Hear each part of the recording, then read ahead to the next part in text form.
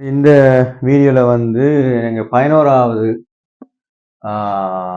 கேள்விய பார்ப்போம். 11வது கேள்வி இது நல்ல ஒரு இன்ஆர்கானிக் கேள்வி. இது வந்து அப்படியே நோட்ஸில் உள்ள நோட்ஸ் கேள்வி நல்ல வேறு ஒன்றும் இல்லை. அடிப்படையாக எங்களுக்கு நோட்ஸ் அந்த விஷயம் தெரிஞ்சது. இது அமோனியா உப்புண்ட வெப்ப பிரிய தெரிஞ்சதுன்னு சொல்லிட்டோன்னா நேரடியாக நாங்கள் விடைக்கு போயிடலாம்.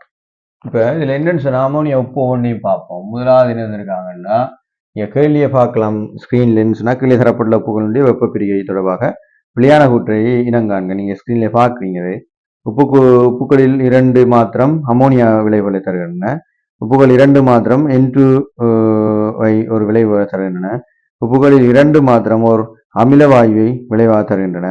உப்புகளில் 1 மாத்திரம் அறை வெப்பநிலை திண்மமாக இருக்கும் ஒரு விளைவுகளை தருகின்றன. உப்புகள் 2 மாத்திரம் நீரை ஒரு விளைபொருளாக தருகின்றன. இதெல்லாம் அப்படியே நோட்ஸ். இந்த நோட்ஸ் அப்படியே இருந்தால் மைண்டுக்குள்ள எடுத்துகிட்டு போக வேண்டியதுதான். மற்றபடி இல்லைன்னா அவுட் தான், ஒரு கதையும் இல்லை. இப்போ அமோனியம் குளோரைட்டில் பொறுத்தவரைலாம் அமோனியம் குளோரைட்டில் இதில் ஒட்சியேற்றலுக்குரிய ஏதாவது இருக்கான்னு பார்க்கணும். இப்போ அமோனியா வந்து இப்போ நீங்கள் அமோனியம் சேர்வைகளை எதை நீங்கள் எடுத்தாலும் ஒரு அமோனியா வெளியில் வரும். ஆனால் பக்கத்தில் இருக்கிறது வந்து ஒரு ஒரு ஒரு ஒட்சியேற்றலை ஏற்படுத்தக்கூடிய ஒரு வாயுவாக இருக்கும் என்று சொல்லிட்டுன்னா அது நேரடியாக என்ன செய்யும்?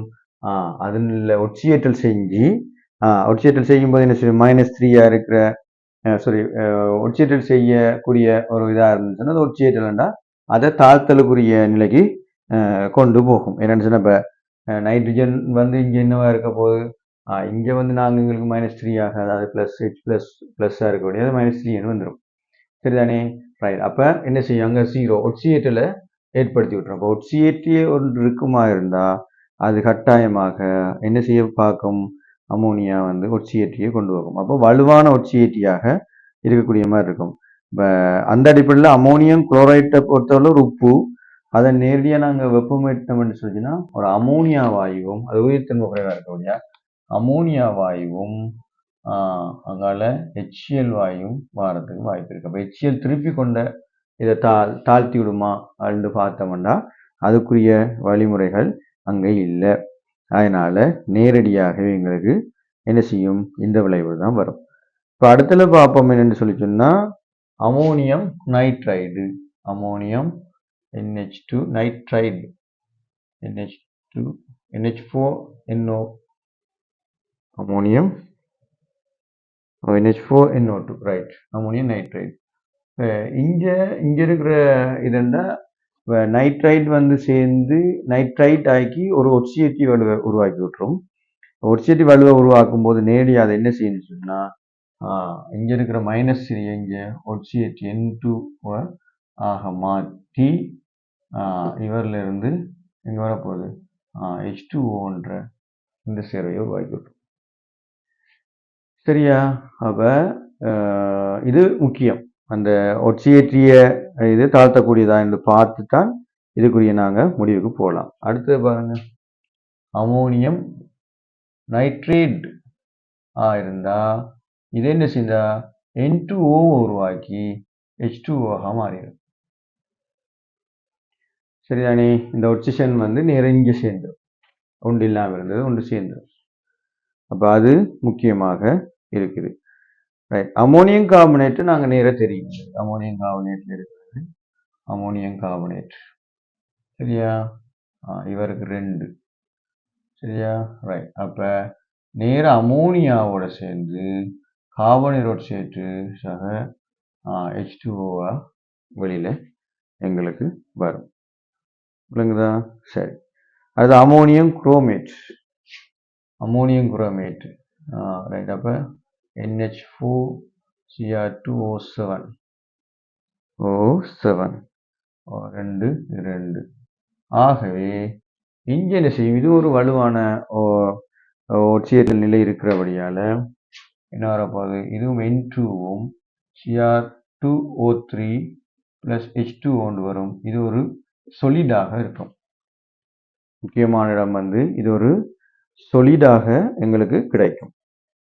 அப்போ இதை இவ்வளவும் நோட்ஸ் தான். இதில் ஒன்றுமே புத்திசாலித்தனமான ஒரு வேலையும் இல்லை. ஆனால் இந்த ஒட்சியேற்றிக்கல் அடிப்படையை வச்சுக்கொண்டு N2 வரும்ன்றது எங்களுக்கு கொஞ்சம் தெரிஞ்சுன்னு சொன்னால் ஈஸியாக நான் ஹேண்டில் பண்ணக்கூடிய மாதிரி இருக்கும். வேற ஒன்றும் செய்ய இயலாது.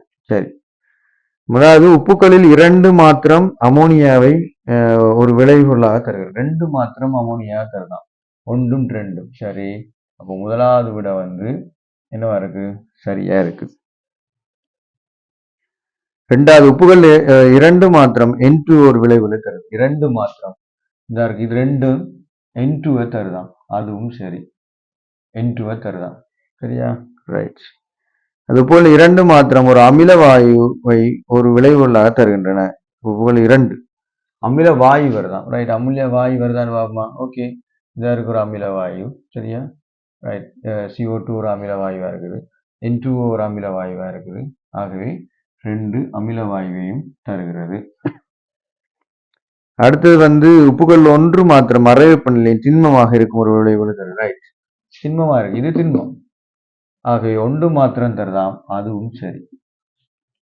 அடுத்தது உப்புகள் 2 மாத்திரம் நீரை ஒரு விளைபொருளாக தருகிறது. 2 மற்றும் நீரா? இல்லை, முக்காவாசியே நீர், 4 நீர் தருது. ஆகவே இதில் விடை வந்து 5வது விடையாக இருக்கும். சரியா? இது நோட்ஸ் தான், இதை ஒன்றும் பிடிக்கல. இதில் ஒன்றே விஷயம், ஒட்சியேற்றியல் இருக்குமாக இருந்தால் இந்த ஒட்சியேற்றியலுக்கு ஏற்ற மாதிரி அமோனியா வரும்போது N2 ஆக மாறும் என்று மட்டும் நாங்கள் பார்க்கலாம். ஆனால் இருந்தாலும் நைட்ரேட்டை நாங்கள் வெப்பமேற்றினோம்னா N2O வரும்ன்றதும் எங்களுக்கு ஒரு கபில நிற தூமம் வரும்ன்றதும் ஞாபகத்தில் இருந்தால் அதை அப்படி எழுதி போடலாம். சரி, இந்த வீடியோவில் என்னென்னா 2023-24 MCQ 12வது. நீங்கள் MCQ பார்க்கலாம் திரையில். தரப்பட்டுள்ள நியமிப்பு வரை ஒரு மூல மின்னமிலத்தை NaOH உடன் நியமிப்பு செய்வதனால் பெறப்பட்டது. கீழே தரப்பட்ட கூற்றுகளில் பிழையான கூற்றை இனங்காண்க. எல்லாமே பிழையான கூற்றை தான் கூட கேள்வி கேட்குறாங்க. சரிதானே? ரைட், இனங்காண்க. அதனால கேள்வி கொஞ்சம் அவதானமாக வாசிங்க. 1. புள்ளி ஏயில் நியமிப்பு கலவையினுடைய pH ஆனது மின்னமிலத்தின் pKக்கு சமனாகும். ரைட், முதல்ல அந்த கிராஃபோட அமைப்பை சும்மா ஒரு இதாக்குறேன், நான் ஒரு பருமட்டாக்குறேன், கேள்வி செய்யக்கூடிய அளவுக்கு மாத்திரம் விடயங்களை வச்சுக்கிறேன். இது pH ஆம். சரிதானே? ரைட், இது வந்து 2ல் இருக்குது, இது வந்து 4ல் இருக்குது. ரைட், இதனுடைய அமைப்பு வந்து மேலே அப்படியே போய் ஒரு இடத்துல போய் நேராக போய் அதுக்கப்புறம் திரும்புது. சரி, கேள்விக்கு ஏற்ற மாதிரி ஒரு அமைப்பில் தான் நான் இதை போடுறேன். எல்லா அளவும் அமைப்பும் சமன் இல்லை. சாரி, 6 8 8க்கும் கிட்டத்தட்ட 10க்கும் இடையில் வித்தியாசத்தை காட்டுது. அப்போ இதில் ஒரு புள்ளி வந்து 4, சரி, இது 5க்கு இடையில் A என்ற புள்ளியும் B என்ற புள்ளி இங்கே இருக்குது, C என்ற புள்ளி 12 வச்சுக்கொள்ளுமே, 12 தாண்டிச்சு C என்ற புள்ளி. சரி, இதில் இப்போ இது கனளவு, இதில் கனளவு NaOH-னுடைய கனளவு, OH-இன் கனவளவு. சரி, அப்போ இது 25, A கிட்டத்தட்ட A எடுக்கிறேன்னா A வந்து 10 15 12.5 வச்சுக்கணும். முடிஞ்சு. தேவையான மட்டும் இருக்கேன். சில நேரங்களில் இதாக வித்தியாசம் இருக்கும். புள்ளி ஏயில் வந்து நியமிப்பு கலவையினுடைய pH ஆனது மென்னமிலத்தின் pKக்கு சமனாகும். நியமிப்பு கலவையினுடைய pH ஆனது மென்னமிலம் pKக்கு சமனாகும். இதுதானே? ரைட். இப்போ இதில் என்ன சொல்லப்பட்டாங்க? இது என்ன நியமிப்பு நடக்குது? இதில் நியமிப்பு நடக்குது மின்னமில வன்கார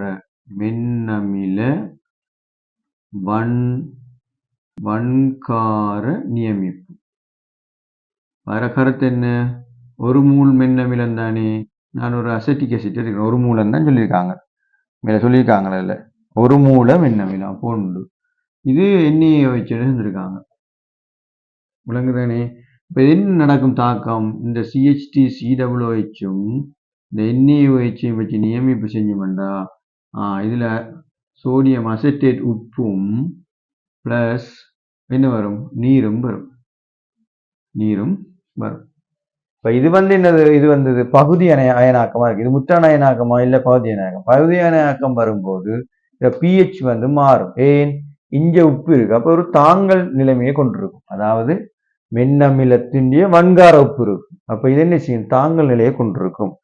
அப்ப இதை நாங்க தாங்கல் நிலையை கொண்டிருக்கும் போது தாங்கல் கரைசலுக்குன்னு தனியா pH காண்றதுக்கு தனி ஒரு சமன்பாடு இருக்குது. அதை எடுத்தோம்னா எப்படி வரும்னா, இங்க பாருங்க, CH3 COOH ஒரு எப்படி வரப்போகுது, CH3 COO minus plus H plus ஒரு விஷயம் இருக்கும். இதே இது என்ன செய்யறோம், PK என்று போடலாம். இல்லை இப்போ K எடுத்தோம் என்று சொல்லி சொன்னா என்ன வரும், CH3 COO மைனஸ் அந்த செறிவு, அப்புறம் H3 பிளஸ் ஓ சம்திங் H பிளஸ் இந்த செறிவு, அப்போ எல்லாம் ஏகோஸ், இதுவும் ஏகோஸ், கீழே என்ன வரும், CH3 COOH இந்த செறிவு, இதுவும் ஒரு ஏகோஸா இருக்கும். சரியா, ரைட். இப்ப நாங்க என்ன செய்யறோம்டா, இவருடைய தொடர் ஒன்று எடுக்க பார்க்குறோம். அப்ப நான் எடுக்கிறேன், இவருங்க H பிளஸ் ஈக்குவஸ் இந்த செறிவு சமன் இவரை இங்க பெருக்கி அவரை இங்க கொண்டு வரணும். அவெல்லாம் வேற ஒன்றும் செய்யலாம். அப்ப KA எழுதி CH3 COOH ஈக்குவஸ் கீழ் CH3 COO மைனஸ் ஈக்குவஸ் இந்த சரி வந்து எடுக்கிறேன். இப்போ எல்லா பக்கத்துக்கும் நான் லொக் எடுக்கிறேன். இங்காலே லொக் எடுக்கிறேன், அங்காலே லொக் எடுக்கிறேன். இதுக்கு லொக் எடுத்தேன்டா மைனஸ் லொக் எடுக்கணும். Lock minus H plus equals இந்த செறிவு, சரியா, ரைட், சமன் இங்கே ஒரு மைனஸ் லொக் என்ன KA, இதென்ன வரப்போகிறோம் மைனஸ் லொக் எடுத்து CH3 COOH இந்த ஈக்குவஸ் இந்த செறிவின் கீழ் CH3 COO மைனஸ் ஈக்குவஸ் இந்த செறிவு. இப்போ இது மைனஸ் என்று வரும்போது இது pH என்று எழுதலாம், இது என்ன எழுதலாம், PK என்று எழுதலாம். இப்போ இதை நான் என்ன செய்யறேன், பிளஸ் என்று மாத்திரேன்னா இது மேலே போகும், கீழே வரும். அப்போ லொக்ல என்ன வரும், இது என்ன வரும், அயன், அதாவது அசெட்டேட் அயனுடைய செறிவின் கீழ் ஒரு அசிட்ர செறிவண்டு வரும். இப்போ இந்த சமன்பாட்டுக்கு அடிப்படையில முதலாவது கூற்று என்ன சொல்றாங்கன்னு சொன்னா, புள்ளி ஏயில பாருங்க, புள்ளி ஏக்கு என்ன செஞ்ச நியமிப்பு வந்துட்டு 12.5 இந்த கனளவு இங்க வந்துட்டு. ஆகவே இந்த தாக்கம் என்ன செஞ்சிருக்கும், நடந்திருக்கும், ஒரு அரைவாசிக்கு போயிருக்கும். அப்போ இந்த அசிட்டேட் அயன் உருவாயிருக்கும். உருவானா என்ன நடந்திருக்கும், அப்ப இதுதான் அங்க pH இருக்கும். அப்ப இங்க இருக்கிற pHன்றது என்ன pH இருக்கும், இது இந்த சேர்ந்த pH இருக்கும். அசிட்டேட் அயனோட சேர்ந்து PKயோட சேர்ந்து இருக்கும். அப்ப இதுல என்ன சொல்றாருன்னா, புள்ளி ஏயில் நியமிப்பு கலவையினுடைய pH ஆனது மின்னமிலத்தினுடைய PKக்கு சமனாகும். அப்ப இந்த புள்ளி ஏயில நியமிப்பு கலவையினுடைய pH ஆனது அங்க என்ன இருக்கும், மின்னமிலத்தினுடைய PKக்கு சமனாக இருக்கும். எஸ், ஏன், இப்ப ஏன் என்று சொன்னா நியமிப்புகளுடைய pH ஆனது மின்னமிலத்தினுடைய PKக்கு சமனாக இருக்கும் என்று சொல்றது இன்னும் எங்களுக்கு இதனுடைய முழுமைத்தன்மை முடியல, சமநிலைக்கு வரல. அப்ப அப்படி இருக்கிற சந்தர்ப்பத்துல இங்க இருக்கிற pH PKக்குரிய சமனாக இருக்கும். சரியானே, அதாவது மின்னமிலத்தினுடைய PKக்கு சமனாக இருக்கும். அப்ப அப்படி ஒரு சந்தர்ப்பத்துல எங்களுக்கு என்ன இருக்கும், pH சமன் PKக்கு சமனாக இருக்க பார்க்கும் புள்ளி இந்த ஏல. சரி, இந்த ஏ புள்ளியில என்ன PKக்கு சமனாக இருக்கும். எஸ், அது சரியா வரும். விளங்குதானே, சரியா வரும். சரி, அது இன்னும் முழுமையாக சமநிலை அடையாதபடியால நாங்க இதை சொல்லுவோம். ரைட். அடுத்த புள்ளி ஏயில நியமிப்பு கலவையினுடைய எஞ்சியுள்ள மின்னமிலத்தினதும் அதன் இணை மூலத்தினதும் செறிவுகள் சமனாக இருக்கும். ரைட்.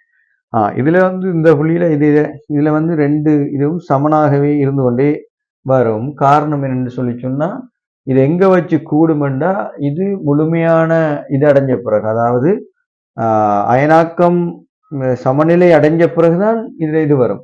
ஆனா சமநிலை அடையே விடாது என்னன்னா இந்த நியமிப்பு செஞ்சு கொண்டு போகும். நியமிப்பு இங்க முடியத்தான் என்ன செய்யும், சமநிலைக்கு மாறும்.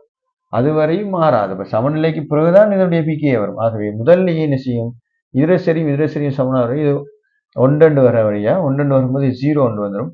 ஆகவே பிஹெச் சமன் பிகே என்ற முதலாவது இடம் வந்த மாதிரியே செறிவுகளும் என்ன செஞ்சிருக்கும், இங்கே 2 செறிவும் வந்து சமனாக இருக்கும். அப்போ பியும் வந்து சரியா இருக்கும். அதை கருத்து விளங்காட்டி நீங்கள் அந்த டெலிகிராமில் போடுங்க, நாங்கள் ஒய்சியில் வேண்டாம் உங்களுக்கு நான் அதை தெளிவாக போடுறேன். நியமங்களுடைய எஞ்சியுள்ள மின்னமிலத்தினதும் அதன் இணை மூலத்தினதும் செறிவுகள் சமனாக இருக்கும். ரைட், இந்த இருக்கு மின்னமிலமும் இணை மூலத்தினுடைய இதுவும் சமனாக இருக்கும். அப்போ இருந்தால் அது சரியாக வரும். பி புள்ளியில் வந்து நியமிப்பு கலவையினுடைய பிஹெச் பிளஸ் OH மைனஸினுடைய செறிவுகள் சமனாகும். மூன்றாவது சாரி இது ஒன்றுன்னா இது 1 இது 2 அது மூன்றாவது. இந்த பி புள்ளியில் என்ன நடக்குதுன்னு சொல்லிச்சோன்னா H பிளஸ் OH மைனஸ் ஆகியவற்றினுடைய செறிவுகள் சமனாகும். H பிளஸ் OH மைனஸ் செறிவு சமனாக வரணுமாக இருந்தால் இது என்னவா இருந்திருக்கணும் கட்டாயமாக, இது வந்து பிஹெச் வந்து 7க்கு வந்திருக்கணும். ஆகவே இதுல 7க்கு வந்திருக்கான்னு பார்த்தீங்கன்னு சொல்லிச்சுன்னா இல்லை, கிட்டத்தட்ட அது 7 தாண்டி 8 தாண்டி 9 கிட்ட தாண்டிச்சு. அப்போ அப்படி வரும்போது கட்டாயம் அதில் என்ன செஞ்சிருக்காது, எங்களுக்கு அது சமனாக வராது. என்ன இப்போ KW சமன் இப்போ பிஹெச் எழுத வேண்டாம், அதில் OH மைனஸ் H பிளஸ் செறிவுன்னு சொல்லும்போது என்ன, உண்மையிலேயே KW சமன் என்ன OH மைனஸ் செறிவு இன்ட்டு அங்கால H பிளஸ் செறிவாக வரணும். இது வந்தால் தான் எங்களுக்கு KW சமனாக இருக்கும். அப்போ சமனாக வர்றதுக்கு வாய்ப்பே இல்லை. என்னென்னா இதனுடைய பிஹெச் வந்து மாறி இருக்குது. அடுத்தது 4வது இந்நியமிப்பு ஒரு காட்டியாக பினோத்தின் பாய்க்கலாம். பினோத்திலின் ரேஞ்ச் வந்து எங்களுக்கு கிட்டத்தட்ட 8.5 ரக்கம் 10.5 என்று போடலாம். கிட்டத்தட்ட போட்டோம்னா அந்த ரேஞ்சுக்குள்ள இது இப்போ இந்த இது மாறுறபடியாக நாங்கள் பினோத்திலினை என்ன செய்யலாம், இதுக்கு பாவிக்கலாம். இது பினோத்திலின் நியமிப்பின் அளவு, நியமிப்பு பிஹெச் வந்து இந்த பிஹெச்சில் இருக்கும். அதில் வேணும்னா நீங்கள் இது வந்து இந்த அலைன்மெண்ட் வந்து சில நேரம் முன்னுக்கு பின்னுக்கு வரது வாய்ப்பு இருக்குது. நான் சும்மா ஒரு பொதுவான ஒரு இதில் இந்த ரேஞ்சுகளை நாங்கள் எடுத்துக்கொள்ளலாம். சரிதானே, 8 ரகம் 10 எண்ணம் சில நேரங்கள் எடுக்கலாம், 8 ரகம் 10 எண்ணம் எடுக்கலாம். எடுத்தால் இந்த ரேஞ்சுக்குள்ளே இருக்குது. அது மாறணும்னா சரியாக தான் இருக்கு. இப்போ அது புள்ளி சியில் நியமிப்பு கலவையினுடைய பிஹெச் ஆனது பயன்படுத்தப்பட்ட NaOH கரைசலுடைய பிஹெச்சிலும் குறைவாகும். நியமிப்பு கலவையினுடைய பிஹெச் வந்து இந்த இடத்துல வந்து நியமிப்பு கலவையினுடைய பிஹெச் என்னவா இருக்கும், இவராக தான் இருக்கும். என் கடைசி தொங்கலுக்கு வந்துட்டு இருக்கு. அப்போ பிஹெச் ஆனது என்னவா இருக்க போதாம், பயன்படுத்தப்பட்ட NaOH கரைசலுடைய பிஹெச்சிலும் குறைவாகும். NaOH கரைசலுடைய பிஹெச் எங்க இருக்குது, NaOH கரைசலுடைய பிஹெச் வந்து எங்களுக்கு என்னவா இருக்குது, குறைவா இருக்கும். எஸ், அப்ப ஏன் அந்த இந்த கலவையும் சேர்ந்து இருக்கிறபடியால அந்த NaOH கலவையினுடைய இது பிஹெச் குறைவான ஒரு பெறுமதியை கொண்டிருக்கும். ஏன் இந்த கலவையும் சேர்ந்திருக்கும், அதாவது எங்களுக்கு சோடியம் அசைட்டேட் உப்பும் இருக்கும், அதுவும் ஒரு காரத்தன்மையை காட்டக்கூடிய மாதிரி இருக்கும். ஏன்னா மின்னமில வன்கார உப்பு வந்து எங்களுக்கு வன்கார இயல்பை காட்டும். ஆகவே அது இதை NaOH விட குறைவாக தான் இருக்கும் என்றதுக்கான. அப்போ இதில் விட வந்து எங்களுக்கு பிழையானதான் கட்டுறாங்க. விட வந்து 3வது விடையாக இருக்கும். விடைய நேரவே இலகுவாக அணுகலாம், இதில் பெரிய விஷயம் இல்லை. நேரடியாக விடையான விடை 3வது.